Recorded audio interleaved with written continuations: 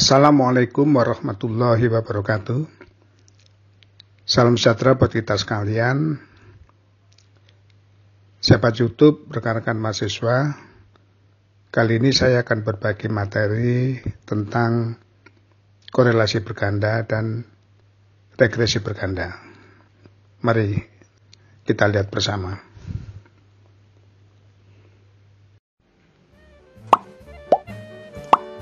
Korelasi berganda atau multiple correlation adalah hubungan antara dua variabel independen atau variabel bebas secara bersama-sama atau lebih dengan satu variabel dependen atau variabel terikat. Bedanya dengan korelasi sederhana hanya pada jumlah variabel bebasnya. Korelasi sederhana hanya menghubungkan satu variabel bebas dengan satu variabel terikat. Pada prinsipnya, analisis korelasi merupakan salah satu teknik statistik yang digunakan untuk menganalisis hubungan antara dua variabel atau lebih yang bersifat kuantitatif. Arah hubungan ditunjukkan dengan tanda koefisien korelasi. Apabila tandanya positif, maka setiap kenaikan variabel bebas akan berhubungan dengan kenaikan variabel terikat.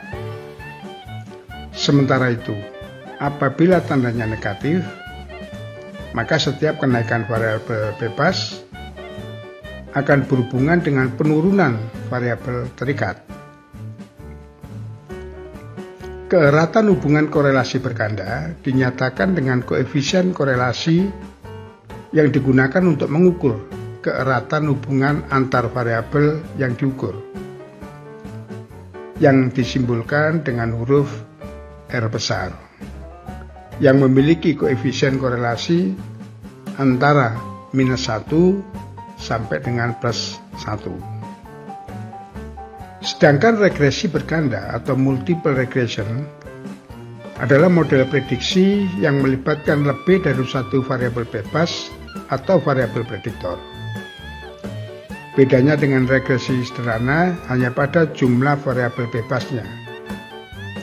Regresi sederhana hanya menggunakan satu variabel bebas untuk memprediksi pengaruhnya terhadap variabel terikat. Pada prinsipnya, analisis regresi digunakan untuk mengukur seberapa besar pengaruh variabel bebas terhadap variabel terikat. Regresi linear berganda merupakan model regresi yang melibatkan lebih dari satu variabel independen. Analisis regresi linear berganda dilakukan untuk mengetahui arah dan seberapa besar pengaruh variabel independen terhadap variabel dependen. Arah pengaruh ditunjukkan dengan tanda koefisien regresi. Apabila tandanya positif, maka setiap kenaikan variabel bebas akan berpengaruh terhadap kenaikan variabel terikat.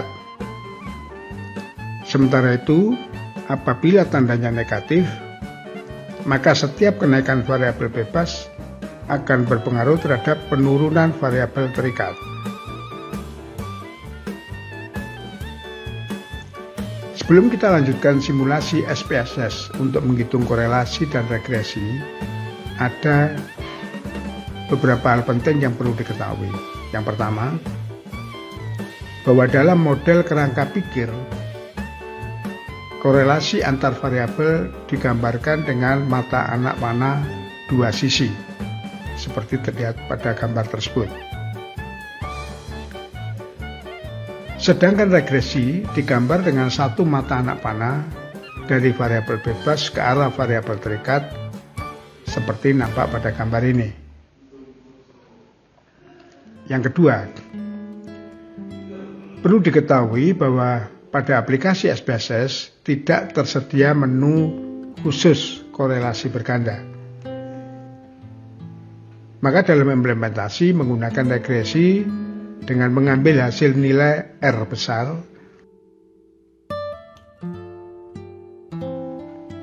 yang ketiga, bahwa untuk melakukan korelasi maupun regresi, terdapat prasyarat yang harus dipenuhi.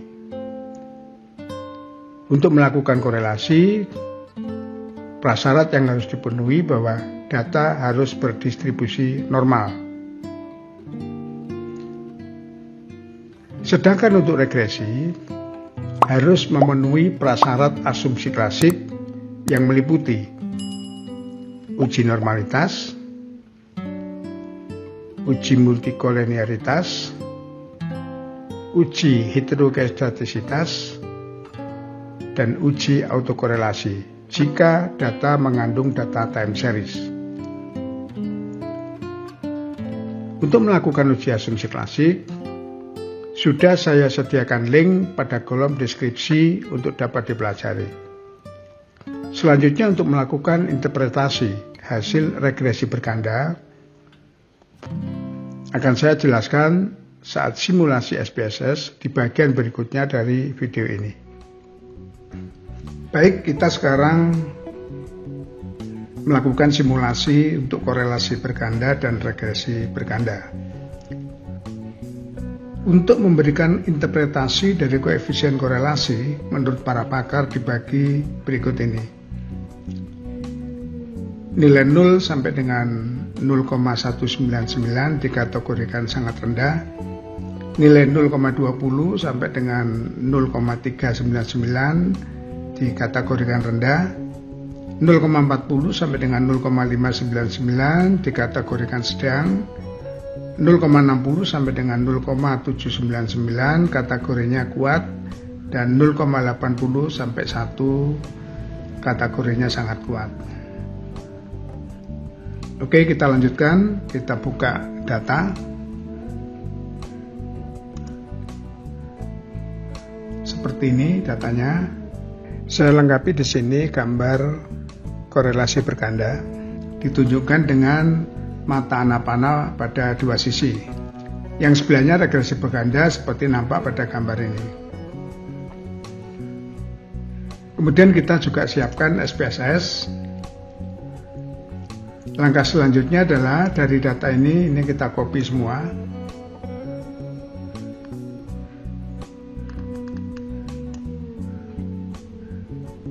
Kita copy semua, kemudian kita pastekan pada SPSS.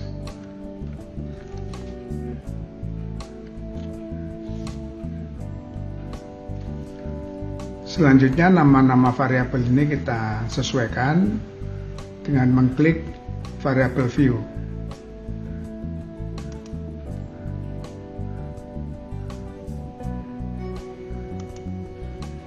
Variabel yang pertama adalah CR atau current ratio, kemudian variabel yang kedua DER, depth to equity ratio, variabel yang ketiga adalah TATO, total asset turnover, kemudian variabel yang berikutnya adalah ROA sebagai variabel dependent. Kemudian mungkin kita anggap desimalnya tidak ada, bisa kita hilangkan desimalnya 0 saja. Setelah kita isi semua, kita kembali ke data view. Nampak seperti ini. Selanjutnya, untuk mendapatkan nilai koefisien korelasi berganda dan regresi berganda, kita klik Analyze, kita pilih regresi, kemudian kita pilih linear.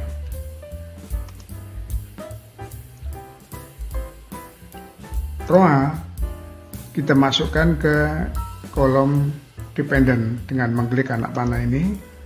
Kemudian CR, DER, dan TATO kita masukkan ke kolom independen. Selanjutnya kita klik statistik, kemudian kita beri tanda centang untuk R square change, kita klik continue. Setelah itu kita klik OK, maka akan muncul output seperti ini. Dari output ini yang penting adalah model summary.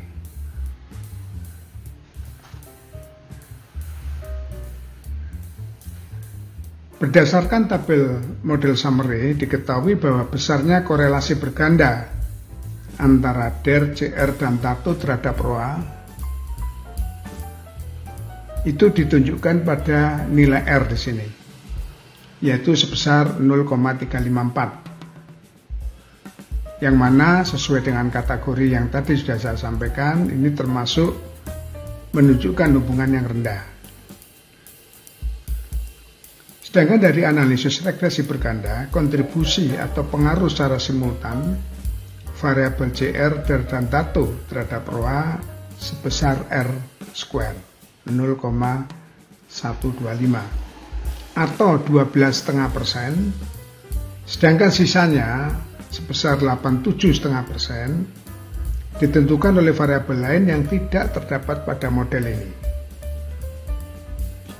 Pengaruh simultan ini tidak signifikan karena tingkat signifikansi atau p-value-nya 0,056 lebih besar dari 0,05. Sementara itu juga perlu diketahui oleh teman-teman sekalian bahwa pada tabel ini juga dimunculkan adjusted R square sebesar 0,079.